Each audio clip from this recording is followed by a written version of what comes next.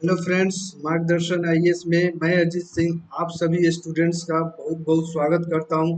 दोस्तों, जैसा कि आप सभी को पता है, डेली करंट अफेयर्स शो लेकर के मैं पर डे आप लोगों के समक्ष आता हूं।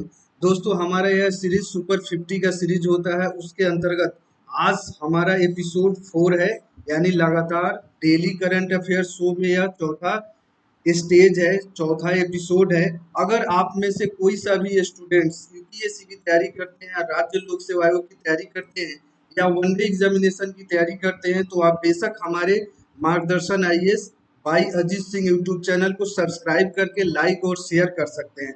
दोस्तों, इसी के साथ मैं आज का सेशन शुरू करता हूं। सेशन का पहला क्वेश्चन हमारे समक्ष यह है कि भारतीय सेना ने अभी हाल ही में किस राज्य में पहला green solar energy harnessing plant शुरू किया है? दोस्तों, यह एक बहुत ही महत्वपूर्ण प्रश्न है आपके लिए, एग्जामिनेशन की तैयारी के लिए, करंट अफेयर्स के लिए। इसके ऑप्शंस को अगर हम लोग देखें, ए ऑप्शन है कर्नाटक, बी ऑप्शन है तमिलनाडु, सी ऑप्शन है सिक्किम और डी ऑप्शन है बिहार।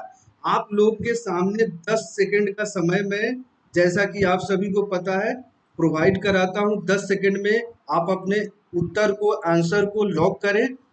तत्पश्चात मैं पूरे विश्लेषण के साथ प्रश्न को मैं डील करता हूं। प्रश्न एक बार और आप लोग सुन ले। भारतीय सेना ने हाल ही में किस राज्य में, यानी किस राज्य में पहला, जैसा कि मैं पहले आप लोग को बता चुका हूं, पहला बहुत इंपॉर्टेंट होता है, इसको जरूर याद रखना चाहिए, green solar energy harnessing plant शुरू किया है। ठीक है।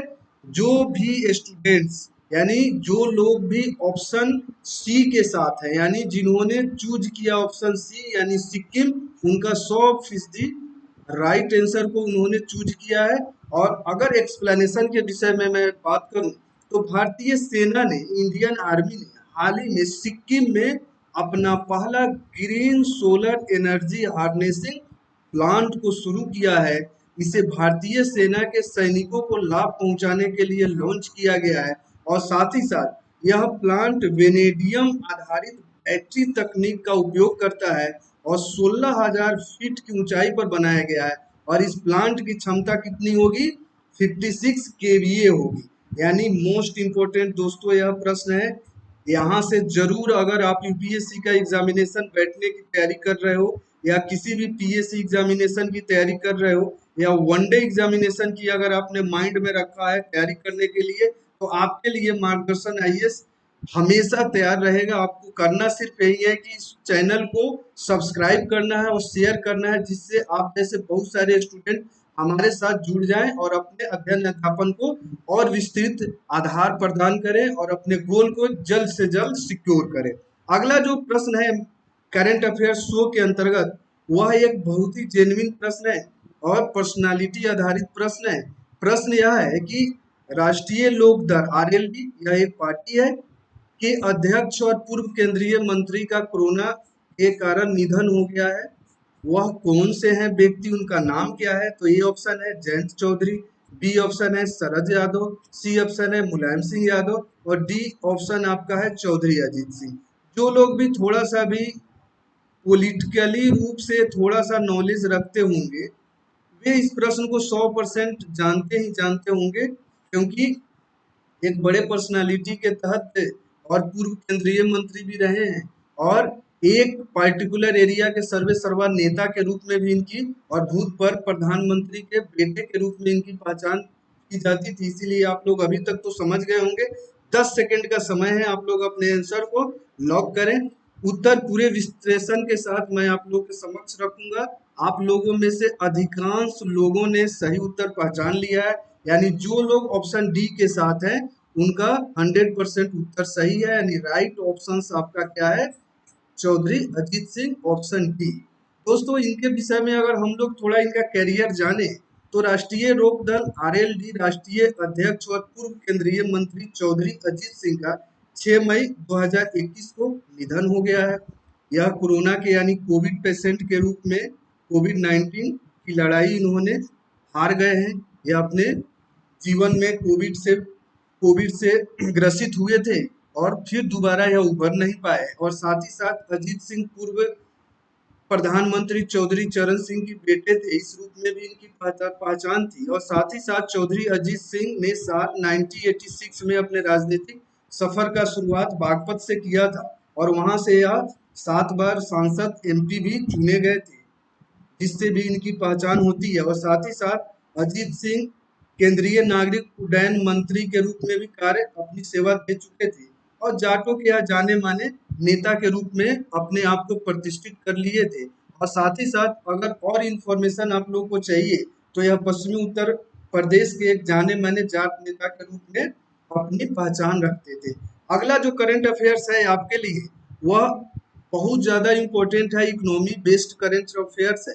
भारतीय रिजर्व बैंक यानी आरबीआई ने स्वास्थ्य सुविधाओं के लिए निम्न में से कितने करोड़ रुपए कर्ज देने की घोषणा की है। दोस्तों ध्यान पूर्वक आप प्रश्न को देखेंगे।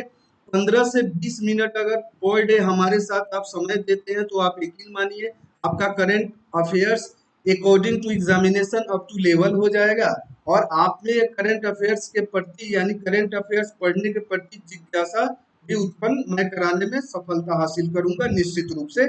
और जो भी एग्जामिनेशन आप देते हैं वहां पे मेरा 100% स्कोर सिक्योर आपका स्कोर हो, उसके संदर्भ में मेरा प्रयास रहेगा। आप लोग हमारे साथ मेहनत करें, मैं भी आप लोगों के साथ मेहनत करूंगा, निश्चित रूप से हम लोग सफलता अर्जित करेंगे। आप लोग अगर मार्गदर्शन आईएएस चैनल को सब्सक्राइब करते हैं तो वह टूरी की तरह रिस्पॉन्सिबिलिटी हमारे पास रहेगी। करंट अफेयर्स के साथ ही जीएस के यानी प्री स्तर की जो तैयारी आपकी होगी वह भी, और साथ ही साथ मेंस की भी तैयारी अगर आप हमारे साथ करना चाहते हैं तो निश्चित रूप से फ्री ऑफ कॉस्ट हमारे चैनल के साथ कर सकते हैं। दोस्तों यह चैनल पूरी तरीके से आप लोगों के एग्जामिनेशन ओरिएंटेड है, पूरा डेडिकेशन रखा जाता है। यहाँ पे सिर्फ और सिर्फ पढ़ाई की बातें होती है और इसके अलावा यहाँ पे कोई भी कार्यक्रम नहीं होता है। पहला ऑप्शन आपके लिए है 20,000, ये ऑप्शन आपका क्या कहता है 20,000 करोड़ रुपए, बी 50,000 करोड़ रुपए, सी ऑप्शन 30,000 करोड़ रुपए और डी ऑप्शन 90,000 करोड़ रुपए। आप लोग अभी तक 10 सेकंड के अंतराल में आप लोग चूज कर ले, अपने आंसर को लॉक कर ले। मैं पूरी तरीके से विश्लेषण के साथ इस प्रश्न को डिस्क्रिप्टिव वे में आपके समक्ष रखूंगा। हमारे चैनल की यही पहचान है कि कोई भी करंट अफेयर्स बशर्ते हो कि एमसीक्यूज फॉर्म में होता है, एमसीक्यूज फॉर्म में, लेकिन मैं विश्लेषण आपको पूरा देता हूं जिससे आपको यहाँ से 4-5 प्रश्न निश्चित रूप से आप सही कर सकते हो। अगर इसके डायमेंशंस में कहीं से भी प्रश्न पूछे जाते हैं तो आप एलिजिबल रहोगे, आप सही करोगे प्रश्न। आप लोग आंसर चूज कर चुके हैं। जो लोग भी ऑप्शन बी के साथ गए हैं यानी जिन्होंने ऑप्शन बी को आंसर के रूप में चूज किया है यानी 50,000 करोड़ रुपए, उनका आंसर राइट है। वे लोग 100% सही उत्तर चूज कर लिए हैं। और विश्लेषण के साथ इसका मैं डिस्क्रिप्टिव वे में इसके विषय में विशेष तौर पे आपसे चर्चा करूं तो भारतीय रिजर्व बैंक मार्च 2022 तक कोविड-19 से संबंधित स्वास्थ्य सुविधाओं के लिए 50,000 करोड़ रुपए की विशेष लिक्विडिटी सुविधा की घोषणा की है। और साथ ही साथ आरबीआई ने बैंक रेपो रेट पर वैक्सीन मैन्युफैक्चरर्स, वैक्सीन ट्रांसपोर्ट और निर्यातकों को आसान किस्तों पर लोन उपलब्ध कराएंगे। और इसके अतिरिक्त अस्पतालों में हेल्थ सर्विस प्रोवाइडर्स को भी इसका लाभ मिलेगा। और साथ ही साथ नए कर्ज की मियाद 3 साल तक होगी और यह रेपो दर पर मिलेगा। ठीक है ना दोस्तों, यानी इससे संबंधित एक्स्ट्रा इंफॉर्मेशन जो भी होता है प्रश्न से संबंधित मैं आप लोगों से शेयर करता हूं और साथ ही साथ प्रश्न को पूरे विश्लेषण के साथ आप लोग को बताने का प्रयास करता हूं। इसलिए जो लोग भी डेडिकेशन के साथ करंट अफेयर्स की तैयारी करना चाहते हैं मार्गदर्शन आईएएस के साथ जरूर से जरूर जुड़ जाए, क्योंकि यह डेली करंट अफेयर्स का कार्यक्रम है और यहाँ पे आप निश्चित रूप से 50 से ज्यादा करंट अफेयर्स एक दिन में आपको उपलब्ध होगा। अगला जो करंट अफेयर्स आपके लिए है जो कि बहुत ही आसान है, थोड़ा बहुत भी अगर आप पढ़ाई के प्रति समर्पण की भावना रखते होंगे तो आप लोग जरूर इसका उत्तर दे पाओगे।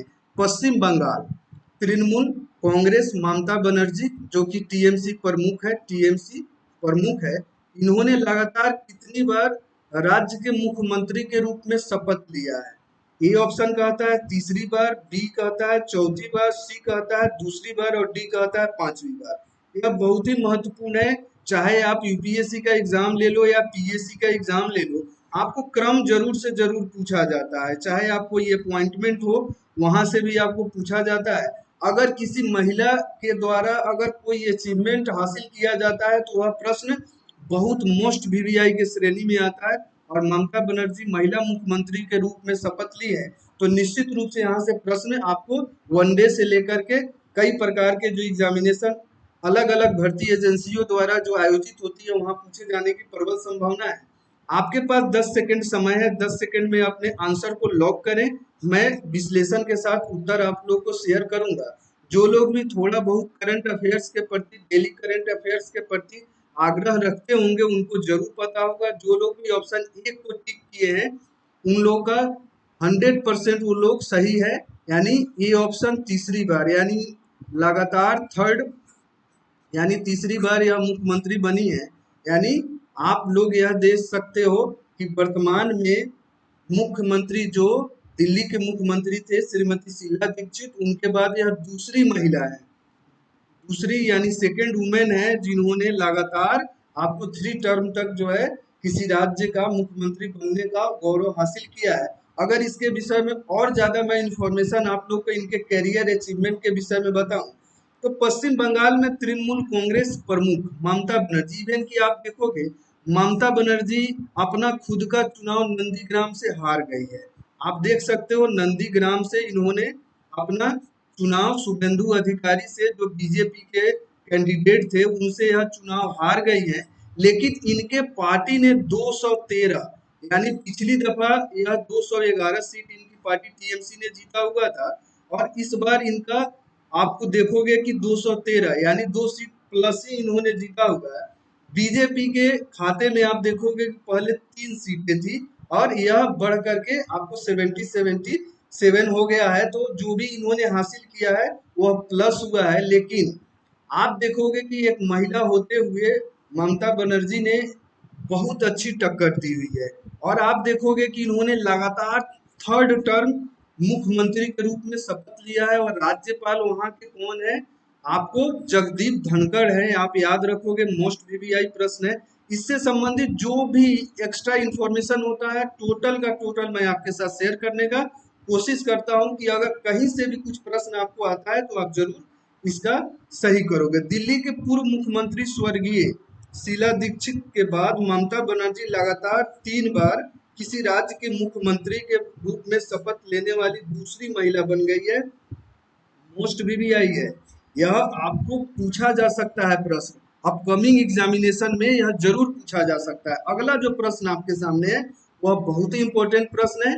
आप लोग इसको मार्क करके रखेंगे। वीडियोस पूरा, यानी वीडियो अगर देखना आप शुरू करते हैं तो मेरा एक सजेशन मानिए, जैसा कि मेरे चैनल का नाम ही है मार्गदर्शन, यानी आपका मार्गदर्शन हमारा ये चैनल करता है। तो अगर आप वास्तव में हमारे गाइडेंस के अकॉर्डिंग टू आप बिहेव करोगे तो कोई भी वीडियो हो, आप करंट अफेयर्स अगर 100% सिक्योर करना चाहते हो, टारगेट आपका है 100% सिक्योर करना, अचीव करना, तो आप वीडियो को अंत तक जरूर देखने का प्रयास करें। क्योंकि बोलने के क्रम में बहुत सारा इंफॉर्मेशन मैं आप लोग के साथ शेयर करता हूं, जो कि आप जब तक वीडियो पूरा नहीं देखेंगे तब तक आप यह नहीं कह सकते हैं कि आपकी तैयारी पूरी तरीके से हो रही है कि नहीं हो रही है। ठीक है ना, यानी पूरा वीडियो जरूर देखना आप लोग। ठीक है, क्वेश्चन यह है कि किस राज्य ने पश्चिमी खासी हिल्स जीरे के पास एक इलाके में 10 करोड़ साल पहले सोरोपॉड डायनासोर की हड्डियों के जीवाश्म मिले हैं, यानी उनके हड्डी, डायनासोर का हड्डी का जीवाश्म मिला, वो राज्य कौन सा है? यह प्रश्न आपसे पूछा जा रहा है। ए ऑप्शन आपको यह कह रहा है कि तमिलनाडु है वह राज्य, बी ऑप्शन कह रहा है आंध्र प्रदेश है वह राज्य, सी ऑप्शन मेघालय है वह राज्य, और डी ऑप्शन हिमाचल प्रदेश है वह राज्य। 10 सेकंड का समय है, 10 सेकंड में आप लोग अपने आंसर को लॉक करें और यह पूरी तरीके से आश्वस्त हो जाए कि यह आपने जो आंसर चूज किया है वह 100% सही है। आप लोग को 10 सेकंड के बाद पूरा इलेबोरेशन के साथ आंसर आप लोग के समक्ष होगा। और जो लोग भी आप में से जो स्टूडेंट्स ने ऑप्शन सी को चूज किया है वे 100% राइट है, यानी मेघालय आपका क्या हो गया, राइट आंसर हो गया। विशेष तौर पे अगर इसके एक्सप्लेनेशन करूं तो मेघालय के पश्चिमी खासी हिल्स जिले में, यानी पश्चिमी खासी हिल्स डिस्ट्रिक्ट है, यानी जिला है मेघालय का, ठीक है, के पास के इलाके में करीब 10 करोड़ साल पहले सोरोपोड डायनासोर की हड्डियों के जीवाश्म मिले हैं। यानी यह आपका सोरोपोड डायनासोर मोस्ट वीवीआई की श्रेणी में है, जरूर आप लोग इसको याद रखोगे। एक प्रश्न तो आपका यह है कि हड्डी का जीवाश्म कहाँ से मिला सोरोपोड डायनासोर का। अगर ये पूछ दिया कि सोरोपोड डायनासोर आपको कहाँ पे मिला हुआ है इसका जीवाश्म, तो आपका उत्तर मेघालय होगा। पूछा जा सकता है इस तरीके कि किस डायनासोर का, तो आपको नाम याद रहना चाहिए। इसीलिए प्रश्न में किसी भी डायमेंशन से अगर आपसे पूछा जाता है, आपने अगर पूरे डिस्क्रिप्शन के साथ स्टडी किया है, हमारे मार्गदर्शन आईएएस को सब्सक्राइब करने के बाद हमारे साथ पूरे विश्लेषण के साथ आपने अध्ययन किया है, तो आप जरूर इसके काबिल होंगे। यह क्षेत्र सोरोपोड की खोज की पहली घटना है, और साथ ही साथ सोरोपोड के विशेषता यह होती थी कि गर्दन लंबी होती थी और छोटे सिर होते थे, लंबी पूंछ होती थी और स्तंभ की तरह 4 पैर होते थे, ठीक है ना। यह डायनासोर की विशेष क्वालिटी थी, जो सोरोपोड डायनासोर होते थे उनके विषय में है। मेघालय ऐसा 5वां राज्य हो गया, यहाँ से भी मोस्ट वीवीआई है, यह भी एक प्रश्न बना आपका। 5वां राज्य है जहाँ सोरोपोड के साक्ष्य मिले हैं। इससे पहले यह कहाँ मिल चुका है? गुजरात में मिल चुका है, मध्य प्रदेश में मिल चुका है, महाराष्ट्र में मिल चुका है और तमिलनाडु में मिल चुका है, ठीक है ना दोस्तों। यानी 4 ऐसे राज्य हैं वहां यह पहले मिल चुके हैं जीवाश्म। एक राज्य इसमें जुड़ गया है मेघालय, जो कि 5वां राज्य है जहां पे सोरोपोड डायनासोर के जीवाश्म पाए गए। अगला जो प्रश्न आपके लिए है, मोस्ट इंपोर्टेंट प्रश्न यह है कि नासा के अंतरिक्ष यान पार्कर सोलर प्रोब ने किस ग्रह से एक प्राकृतिक रेडियो सिग्नल की खोज की है? प्राकृतिक यानी नेचुरल रेडियो सिग्नल की खोज की है। ए ऑप्शन आपका है शुक्र ग्रह, बी ऑप्शन है मंगल ग्रह, सी ऑप्शन है शनि ग्रह, डी ऑप्शन है बुध ग्रह। आप लोग इन 4 ऑप्शंस में से सही राइट ऑप्शंस क्या है इसको चूज करें जल्दी से जल्दी। 10 सेकंड का आपके पास समय है।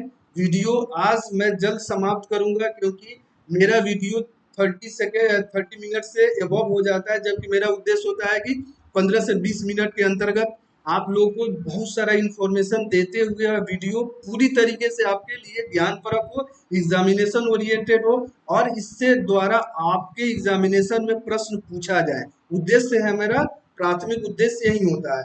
10 सेकंड में आप लोग आंसर चूज कर चुके होंगे। जो लोग भी यानी जो भी स्टूडेंट वीडियो को जब भी देखें, वे अगर ए ऑप्शन को चूज किए हैं तो उनका राइट आंसर है, यानी शुक्र ग्रह। ए ऑप्शन राइट आंसर है, शुक्र ग्रह राइट आंसर है। और इसके विषय में अगर मैं आपके मोर इंफॉर्मेशन शेयर करूं, तो नासा के अंतरिक्ष यान पार्कर सोलर प्रोब ने शुक्र ग्रह के प्राकृतिक रेडियो सिग्नल की खोज की है, और साथ ही साथ इन संकेतों से पता चला है कि स्पेस प्रोब ने शुक्र के ऊपरी वायुमंडल पर उड़ान भरी, और पार्कर सोलर प्रोब ने शुक्र के वायुमंडल को मापा, और साथ ही साथ 30 वर्षों में शुक्र ग्रह के वायुमंडल का यह पहला प्रत्यक्ष माप है। यानी आप देखोगे कि नासा के द्वारा यह अति प्रशंसनीय अंतरिक्षीय खोज के रूप में यह देखा जा रहा है, और नासा ने बहुत ही अच्छे प्रयास के अंतर्गत शुक्र ग्रह के वायुमंडल का पहला प्रत्यक्ष प्रमाण के रूप में खोजा हुआ है। यानी शुक्र ग्रह आपका राइट आंसर हुआ। अगला जो महत्वपूर्ण प्रश्न है आपके लिए, वह एक स्पोर्ट्स से जुड़ा हुआ प्रश्न है, महत्वपूर्ण प्रश्न है। श्रीलंका के पूर्व क्रिकेटर नुआन जोएसा, नाम जो भी स्टूडेंट्स होंगे जरूर उनको पता होगा, जो स्पोर्ट्स में रुचि रखते होंगे, क्रिकेट में रुचि रखते होंगे। पर अंतर्राष्ट्रीय क्रिकेट परिषद यानी आईसीसी ने भ्रष्टाचार रोधी संहिता का उल्लंघन करने के लिए कितने सालों का बैन लगा दिया है? आईसीसी ने किस क्रिकेटर के ऊपर बैन लगाया हुआ है, बैन लगाया है, इसी के विषय में यह प्रश्न है। नुआन जोएसा के ऊपर, जो कि श्रीलंका के क्रिकेटर हैं, फेमस क्रिकेटर थे, ठीक है ना। अब इनके ऊपर बैन लगा दिया गया है। ए ऑप्शन आपका कहता है 5 साल, बी कहता है 3 साल, सी कहता है 4 साल और डी कहता है 6 साल। आप लोगों के पास 10 सेकंड समय है, 10 सेकंड में अपने आंसर को चूज कर ले, सही उत्तर को चयन करने, और उसके बाद मैं पूरे विश्लेषण के साथ आप लोगों के साथ शेयर करता हूं। जो भी स्टूडेंट ऑप्शन डी को चूज किए हैं यानी 6 साल को चूज किए हैं उनका इंफॉर्मेशन यानी उनका ज्ञान अप्रोप्रिएट है। D option is the right answer. Right answer आपका क्या है? 6 साल है। और 6 साल इसके विषय में अगर मैं और एक्सप्लेनेशन करूं तो श्रीलंका के पूर्व क्रिकेटर नुआन जोसा पर अंतर्राष्ट्रीय क्रिकेट परिषद ने की भ्रष्टाचार रोधी संहिता का उल्लंघन करने के लिए 6 ईयर का बैन लगा दिया गया है। और नुआन जोसा को नवंबर 2020 में भ्रष्टाचार रोधी संहिता के तहत 3 अपराधों में दोषी पाया गया था। और श्रीलंका के ओर से अगर कैरियर अचीवमेंट देखा जाए नुआन जोसा का, तो उन्होंने 30 टेस्ट मैच में पार्टिसिपेट किया था श्रीलंका के लिए। 95 एक दिवसीय अंतर्राष्ट्रीय मैच में पार्टिसिपेट किया था। और जोसा सितंबर 2015 में श्रीलंका के गेंदबाजी कोच के रूप में भी नियुक्ति इनकी हुई थी। यानी यह वनडे के भी प्लेयर थे, टेस्ट क्रिकेट के भी प्लेयर थे, और साथ ही साथ कोचिंग भी देने का कार्य इनके द्वारा श्रीलंकाई टीम के कोचिंग देने का कार्य भी इनके द्वारा संपन्न किया गया था। नुआन जोसा का कैरियर से संबंधित ये महत्वपूर्ण जानकारी मैंने आपके लिए शेयर किया। अगला जो महत्वपूर्ण प्रश्न है आपके लिए वह यह है, मार्गदर्शन आईएएस आपके लिए प्रस्तुत कर रहा है, दुनिया के सबसे शक्तिशाली मौसम जलवायु परिवर्तन का पूर्वानुमान लगाने वाला सुपर कंप्यूटर के निर्माण की योजना किस राष्ट्र की है? देखो, सुपर कंप्यूटर अमेरिका, चीन, भारत प्रमुख शक्तियां हैं जो सुपर कंप्यूटर, जापान, यह सब देश जो है ना सुपर कंप्यूटर में अग्रणी देशों में से हैं। लेकिन चूंकि आप देखोगे कि मौसम का पूर्वानुमान और जलवायु परिवर्तन संबंधी सूचनाओं का संग्रह करने के लिए एक देश के द्वारा बहुत ज्यादा प्रयास किया जा रहा है। वह देश कौन सा है? तो ए ऑप्शन आपका है यूएस, बी ऑप्शन है जर्मनी, सी ऑप्शन है ब्रिटेन और डी ऑप्शन है चीन। 10 सेकंड का आपके पास समय है। आप में से जो भी अच्छे स्टूडेंट होंगे, जो पढ़ाई के प्रति, करंट अफेयर्स के प्रति रुचि रखते होंगे, मार्गदर्शन आईएएस के साथ लगातार जुड़े होंगे, प्रत्येक वीडियो देखते होंगे, वो जरूर इस प्रश्न के उत्तर देने में अपने आप को सक्षम होंगे। ठीक है ना? यानी ऑप्शन सी जिन्होंने भी चूज किया है उनका राइट आंसर है। यानी आपका उत्तर आंसर क्या हो गया? Option C UK. यानी यूके आपका क्या हो गया? राइट आंसर हो गया। और इसके विषय में अगर मोर इन्फॉर्मेशन आप लोग को शेयर करूं तो यूनाइटेड किंगडम के मौसम विज्ञान कार्यालय और माइक्रोसॉफ्ट ने मौसम और जलवायु परिवर्तन का पूर्वानुमान लगाने के लिए दुनिया के सबसे शक्तिशाली सुपर कंप्यूटर का निर्माण करने का घोषणा किया गया है, निर्णय लिया गया है, डिसीजन किया गया है। यानी दुनिया में सबसे ज्यादा शक्तिशाली सुपर कंप्यूटर किस देश के द्वारा बनाया जाएगा? वह है यूके के द्वारा बनाया जाएगा। यूके, यूनाइटेड किंगडम के द्वारा यानी ब्रिटेन के द्वारा यह कार्य किया जाएगा। और यह कार्य किसके सहयोग से किया जाएगा? माइक्रोसॉफ्ट के सहयोग से किया जाएगा।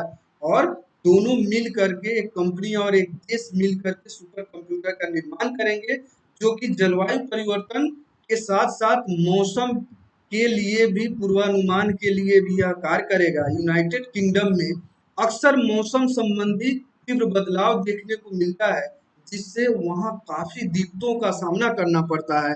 और साथ ही साथ मौसम में जो तीव्र बदलाव होने के कारण जीवन कई बार काफी अस्त व्यस्त हो जाता है। इसी उद्देश्य की पूर्ति हेतु यूनाइटेड किंगडम यानी ब्रिटेन की सरकार ने माइक्रोसॉफ्ट के साथ मिलकर के एक सुपर कंप्यूटर का निर्माण करने का डिसीजन लिया है जिससे इन तमाम तरह के सुविधाएं इनको प्राप्त हो जाए और पूर्व में इनको अनुमान लग जाए। दोस्तों, अगला जो करंट अफेयर्स आपके लिए है वह स्पोर्ट्स से है। महत्वपूर्ण प्रश्न है, बार्सिलोना ओपन क्ले कोर्ट में किस खिलाड़ी ने अपने करियर का 12वां बार्सिलोना ओपन खिताब जीता? जो लोग भी थोड़ा सा भी बहुत अगर टेनिस के विषय में उनके पास नॉलेज होगा, थोड़ा सा भी उनको जानकारी होगा और वे महत्वपूर्ण खिलाड़ियों के विषय में जानते होंगे, टेनिस के विषय में, तो उनको जरूर पता होगा। जैसे यहाँ एक शब्द है आपका क्ले कोर्ट, और एक क्ले कोर्ट का मतलब क्या होता है? और एक कोर्ट होता है आपका ग्रास कोर्ट होता है, ग्रास ग्रास कोर्ट होता है। और क्ले कोर्ट होता है। तो आपको पता है कि राफेल नडाल को ग्रास कोर्ट का बादशाह कहा जाता है, बादशाह कहा जाता है। अगर यह प्रश्न आपको नहीं भी मालूम है फिर भी आप आंसर चूज कर सकते हो। और ग्रास का जो है, ग्रास का आप अगर देखोगे तो बादशाह किसको कहा जाता है, फेडरर को कहा जाता है, फेडरर, ठीक है ना। दोनों एक दूसरे के बहुत अच्छे प्रतिद्वंदी है, यानी दोनों में, फेडरर और राफेल नडाल में जब भी मैच होता है, टेनिस मैच होता है, तो बहुत ही प्रशंसनीय और बहुत यादगार मैच होता है इन दोनों के बीच में। बहुत ज्यादा राइवरी है दोनों के बीच में। तो इस पार्टिकुलर प्रश्न के उत्तर में ऑप्शन जो आपके समक्ष है, ए ऑप्शन है रोजर फेडरर, बी ऑप्शन है स्टेफनास स्टेफनिस, और सी ऑप्शन है राफेल नाडाल, और डी ऑप्शन है इनमें से कोई नहीं। आपके सामने है 10 सेकंड का समय है, आप लोग 10 सेकंड में अपने उत्तर को चूज कर ले। जो भी थोड़े से भी पढ़ाई के प्रति थोड़े से जागरूक स्टूडेंट होंगे, तो जिस तरीके से मैं क्ले कोर्ट और ग्रास कोर्ट को समझाया हूँ, वे अपने आंसर को चूज कर लिए होंगे और 100% सही उत्तर का चूज किए होंगे, ऐसा मेरा मानना है। आपने सही पहचाना। जो लोग भी राफेल नाडाल यानी क्ले कोर्ट के बादशाह है, यानी आप जो फ्रेंच ओपन होता है, एक यहाँ इंफॉर्मेशन और मैं आपको शेयर कर दूं, जो फ्रेंच ओपन होता है वो होता है आपका क्ले कोर्ट का होता है। और क्ले कोर्ट आप देखोगे कि नाडाल के द्वारा जो है ना, यहाँ पे बहुत ही ज्यादा मैच, यानी एक तरीके से सर्वे सर्वा यहाँ के हैं राफेल नडाल। और राफेल नडाल किस देश के हैं यह भी मैं आपको बता दूं, तो यह है आपके स्पेन देश के हैं, ठीक है ना। यानी एक प्रश्न के साथ मैं 4-5 इंफॉर्मेशन आप लोगों के साथ शेयर करता हूं। और विशेष तौर पे आप देखो, इसके एक्स्ट्रा इंफॉर्मेशन के विषय में बताऊं तो राफेल नडाल ने 68 यानी बार्सिलोना ओपन, आपका यह मैच कौन सा था, 68 68वां मैच था। टूर्नामेंट में इन्होंने स्टेफिनास को 6-4 से, 6-4 से और 7-5 से हराया है। यह मैच बहुत देर तक चला हुआ था, 3 घंटे 38 मिनट तक यह मैच चला था। और एटीपी का 2021 का, यानी आप 2021 में जो एटीपी टूर्नामेंट होते हैं, थोड़ा सा टेनिस के विषय में आप लोग जानो तो एटीपी के अंतर्गत जो मैच हुए हैं 2021 में, सबसे लंबा मैच यह था, ठीक है ना। अगला जो प्रश्न है आपके लिए करंट अफेयर्स के अंतर्गत, वह मोस्ट इंपोर्टेंट है। केंद्रीय मंत्रिमंडल ने भारत और किस देश के बीच प्रवास संबंधी और आवागमन संबंधी समझौता ज्ञापन को मंजूरी दी गई है। यानी एक तरीके से प्रवास भी आप कर सकते हो, आ जा भी सकते हो, इस तरह का समझौता किस देश के साथ भारत ने किया है, तो पहला ऑप्शन है आपका ब्रिटेन, बी ऑप्शन है नेपाल, सी ऑप्शन है चीन, और डी ऑप्शन है रूस। आप लोग के समक्ष 10 सेकंड का मैं प्रत्येक प्रश्न में समय देता हूं, आप अपने आंसर को चूज करें, सही उत्तर को चूज करें, अच्छे स्टूडेंट बने और हमारे साथ डेली आप लोग जुड़े। डेली अगर आप लोग सिर्फ हमारे साथ जुड़ना शुरू कर दीजिए, तो मैं आप लोग को करंट अफेयर्स के प्रति पूरी तरीके से आश्वस्त कर दूंगा कि आप निश्चित रूप से अपने गोल को अचीव करेंगे। करंट अफेयर्स को आपको जीवनचर्या में ढालने के प्रति मैं आप लोग को आग्रहशील बना दूंगा। और इस प्रश्न का उत्तर 100% जो भी स्टूडेंट अच्छे हैं वो कर लिए होंगे। यानी यह समझौता भारत की सरकार ने ऑप्शन ए यानी ब्रिटेन के साथ किया है। आप लोगों ने बिल्कुल सही उत्तर पहचाना, यानी ब्रिटेन आपका राइट आंसर है। और साथ ही साथ अगर इसके विषय में इंफॉर्मेशन मैं आपके शेयर करूं, तो केंद्रीय मंत्रिमंडल ने भारत और ब्रिटेन के बीच प्रवास संबंधी और आवागमन संबंधी समझौते ज्ञापन को मंजूरी दे दी है। और साथ ही साथ यह समझौता ज्ञापन भारत सरकार और ब्रिटेन की महारानी की सरकार, यानी आपको ग्रेट ब्रिटेन की बात यहाँ हो रही है, वहां पे ब्रिटेन भी शामिल है, वेल्स भी शामिल है, स्कॉटलैंड भी शामिल है, और आयरलैंड भी शामिल है, और उत्तरी आयरलैंड भी शामिल है। यानी आप इसको क्या कहो कि महारानी का सरकार का मतलब होता है आपका ग्रेट ब्रिटेन, ठीक है ना, यूनाइटेड किंगडम जिसको आप कहते हो, ठीक है। इस समझौता ज्ञापन से भारतीय छात्रों को लाभ मिलेगा, शिक्षाविदों को लाभ मिलेगा, और साथ ही साथ शोधकर्ताओं को लाभ मिलेगा जो आईटी से पेशेवर होंगे या किसी भी तरीके से पेशे से जुड़े होंगे, उनको लाभ मिलेगा। आर्थिक कारणों से प्रवास करने वाले लोगों को भी इसका बृहत मात्रा में लाभ मिलेगा। और यह आज के आपके करंट अफेयर शो का लास्ट प्रश्न था। और इसी के साथ मैं वीडियोस को इंड करना चाहूंगा। दोस्तों आप लोग से एक बार अंत में मैं एक सजेशन देना चाहूंगा कि जो लोग भी अभी तक Margdarshan IAS by Ajit Singh channel को किसी कारण से सब्सक्राइब नहीं कर पाए हैं, वे जल्द से जल्द इसको सब्सक्राइब कर ले, क्योंकि आप लोग के पढ़ाई में यह निश्चित रूप से एक मील का पत्थर साबित होने वाला है। चाहे आप यूपीएससी की तैयारी करते हो या पीएससी यानी स्टेट पब्लिक सर्विस कमीशन की तैयारी करते हैं या वनडे एग्जामिनेशन की तैयारी करते हैं, आप लोग के लिए यह बहुत ही उपयोगी होने वाला है। इसीलिए आप लोग जल्द से जल्द यूट्यूब चैनल मार्गदर्शन आईएएस बाय अजीत सिंह को सब्सक्राइब कर लें। और अगर यह वीडियो यानी कोई भी वीडियो हमारे चैनल के द्वारा आपको अगर पसंद आता है तो लाइक जरूर कर दें और साथ ही साथ आप शेयर कर दें, जिससे वैसे स्टूडेंट जो पूरे डेडिकेशन के साथ हमारे साथ जुड़ने की इच्छुक है वे जुड़ जाएं, अपने स्टडी को अपने गोल को अचीव करने में हमारा सहयोग लें और चैनल का सहयोग लें। चैनल आप लोगों को हमेशा सहयोग करने के लिए तत्पर है, चाहे वो जीएस का क्लासेस हो, ऑप्शनल की क्लासेस हो या यूपीएससी या पीएससी की क्लासेस हो। हर एक क्लास हमारे प्लेलिस्ट में आप जाएंगे तो आपको प्रत्येक क्लास की लिस्ट मिलेगी और हमारे साथ आप जुड़ करके अपने अध्ययन को बहुत ज्यादा बूस्ट कर सकते हैं। इसी में मार्गदर्शन आईएएस की खुशी होगी। इसी के साथ मैं वीडियोस को समाप्त करता हूँ। जय हिंद।